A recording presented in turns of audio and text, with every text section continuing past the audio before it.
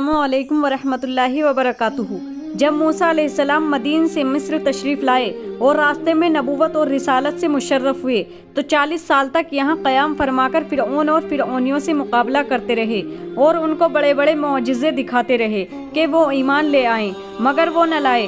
तब आपने बारगाह खुदाबंदी में अर्ज़ किया, खुदाया किसी सूरत में बनी इसराइल को कब्तियों के हाथ से छुड़ा दे ताकि बेखौफ व ख़तरा ये तेरी इबादत कर सकें।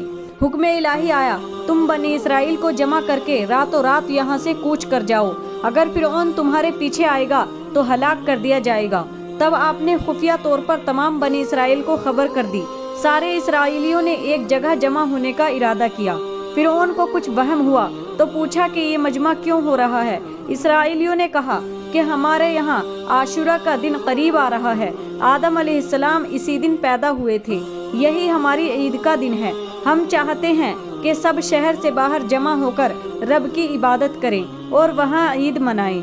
फ़िरऔन खामोश हो गया और आम बनी इसराइलियों ने कब्तियों से बेश कीमत जेवर और उम्दा पोशाकें उधार मांग ली और ईद के बहाने खेमे और डेरे शहर से बाहर लगा दिए। ये वाक़या नवी मुहर्रम जुमेरात के दिन हुआ। उस वक्त मूसा अलैहिस्सलाम की उम्र शरीफ 80 बरस और उनके भाई हारून की 83 बरस थी। मुहर्रम की 10वीं शब जुमे में उन सब ने मैं साजो सामान कूच कर दिया। हारून अलैहिस्सलाम उनके आगे आगे थे, मूसा अलैहिस्सलाम पीछे। बनी इसराइल की तादाद 6,70,000 थी। आगे चलकर ये लोग रास्ता भूल गए।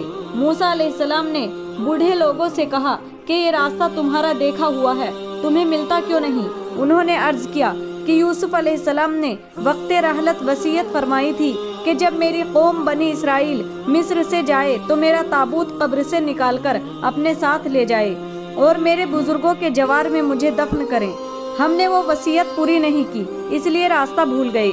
आपने पूछा कि उनकी कब्र मुबारक कहाँ है। सबने कहा कि हमें पता नहीं। आपने सारे लश्कर में मुनादी करा दी कि जिसको यूसुफ अलैहिस्सलाम की कब्र मालूम हो वो बताए। एक बुढ़िया ने कहा, मुझे मालूम है, लेकिन अगर आप मुझसे अहद करें कि मैं जो मांगूंगी दिया जाएगा तो पता दूंगी। आपने कुछ तामील की, वही आई कि ए मूसा उससे अहद कर लो और ये जो मांगे उसे दो। आपने अहद फरमा लिया। बुढ़िया बोली कि मैं चाहती हूँ कि बहिश्त में आपके साथ रहूँ। आपने कबूल फरमा लिया। बुढ़िया बोली कि उनकी कब्र दरियाए नील में गर्क हो चुकी है। अगर पुला जगह से पानी हटा के जमीन खोदी जाए तो उससे आपका ताबूत निकल सकता है। आपने हुक्म दिया। बनी इसराइल ने फौरन उसी जगह से ताबूत निकाला। ये ताबूत संगमरमर का एक संदूक था जिसमें हजरत यूसुफ अलैहिस्सलाम का जसद मुबारक था। आपने ये ताबूत सबके आगे रखा। उस ताबूत की बरकत से रास्ता जाहिर हुआ। अगर आप सीधे फिलिस्तीन का रास्ता इख्तियार करते जो मिस्र से शुमाल मशरिक में था तो आपको ये दुश्वारियां पेश न आती, लेकिन मर्जी इलाही यही थी, लिहाजा आप मशरिकी जानिब बहरे कलजम की तरफ रवाना हो गए और मंजिल सकाइत में होते हुए मकाम ईसाम पहुँचे और वहाँ से कूच करके फिल हैरात में जो के बाल सफून के मुकाबिल दरियाए कलजम पर वाक़ी था क़याम किया और अपने डेरे डाल दिए। सुबह के वक्त फ़िरऔन के जासूसों ने खबर दी कि कल जहां बनी इसराइल जमा हुए थे वहां से रातों रात कूच कर गए हैं। फ़िरऔन के दिल में गुस्से की आग भड़क उठी। उसने फौरन हुक्म दिया कि तेज घोड़े और उम्दा सवार जमा हो और रिवायत में है कि 70,000 घुड़सवार फौज उसके लश्कर के आगे आगे थी और बाकी फौज के मुतालिक कुछ पता नहीं लगता। तफसीर रूहुल बयान में है कि 70 लाख घुड़सवार फौज थी। तफसीर अजीजी में है कि 1 लाख तीरंदाज और 1 लाख नेज़ेबाज और 1 लाख गुज मारने वाले थे।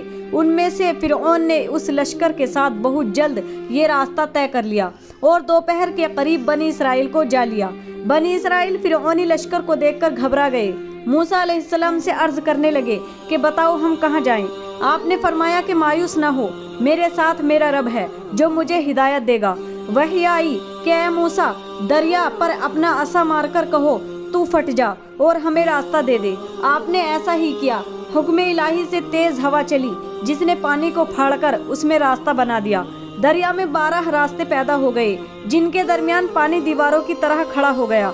आनन फानन आफताब ने जमीन को खुश्क कर दिया और आपने बनी इसराइल को हुक्म दिया कि इन रास्तों में दाखिल हो जाओ। ये लोग हिम्मत न करते थे कि कहीं हम डूब न जाएं। سب سے پہلے یوشع علیہ السلام نے اپنا گھوڑا ڈالا، ان کے پیچھے حضرت ہارون نے۔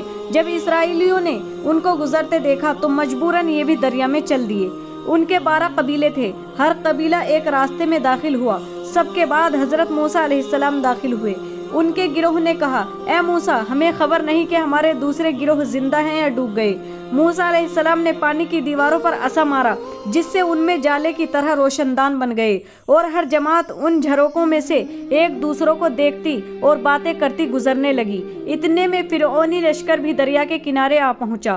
فرعون نے دیکھا کہ دریا میں راستے بنے ہوئے ہیں جن میں جا بجا آبی دیواریں کھڑی ہیں۔ دل میں حیران ہوا، مگر لشکر والوں سے کہا، میرے اقبال سے دریا خشک ہو گیا تاکہ میں اپنے بھاگے ہوئے غلاموں کو زندہ پکڑ سکوں۔ اگر یہ اسرائیلی ڈوب جاتے تو مجھے غلام کہاں سے ملتے؟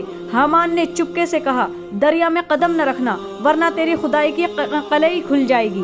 بہت جلد کشتیاں جما کر اور ان کے ذریعے دریا پار کر فرعون نے اپنے گھوڑے کو روک لیا۔ اسی حالت میں جبریل علیہ السلام انسانی شکل میں گھوڑی پر سوار فرعون کے گھوڑے کے آگے نمودار ہوئے اور اپنی گھوڑی دریا میں ڈال دی۔ فرعون کا گھوڑا اس گھوڑی کی بو پا کر اس کے پیچھے ہو لیا۔ فرعون نے لاکھ روکا مگر گھوڑا نہ رکا اور اس خشک راستے میں داخل ہو گیا۔ جب لشکریوں نے فرعون کو دریا میں داخل ہوتے دیکھا، وہ بھی ہر طرف سے داخل ہونے لگے۔ بنی اسرائیل میں ایک شخص تھا جس کا نام تھا سامری۔ اس نے دیکھا کہ جس جگہ حضرت جبریل علیہ السلام کی گھوڑی کی ٹاپ پڑتی ہے وہاں سبزہ اگاتا ہے۔ وہ سمجھا کہ اس ٹاپ کے نیچے والی مٹی میں زندگی کی تاثیر ہے۔ اس نے تھوڑی مٹی اپنے ہاتھ میں اٹھا لی۔ غرض یہ کہ سارا فرعونی لشکر بیچ دریا میں آ گیا۔ ادھر بنی اسرائیل اس پار پہنچ کر یہ تماشا دیکھنے لگے جہاں یہ واقعہ ہوا تھا۔ وہاں قلزم کا عرض بہت تھوڑا، یعنی صرف 4 فرسخ کوس تھا، اس لیے دوسرے کنارے سے یہاں کے حالات بخوبی نظر آ رہے تھے۔ جب سارا لشکر دریا میں داخل ہو چکا تو دریا کو حکم الہی ہوا کہ آپس میں مل جا۔ دریا آپس میں مل گیا اور سارے فرعونی غرق ہو گئے۔ یہ واقعہ 10ویں محرم جمعے کے دن دوپہر کے وقت ہوا۔ موسیٰ علیہ السلام نے اس خوشی میں روزہ رکھا۔ بنی اسرائیل کے دل میں فرعون کی ایسی ہیبت بیٹھی ہوئی تھی کہ انہوں نے اس کے ڈوبنے کا یقین نہیں آیا۔ تب دریا نے اس کی اور چند لوگوں کی لاشیں باہر پھینک دی، تب انہیں یقین آیا۔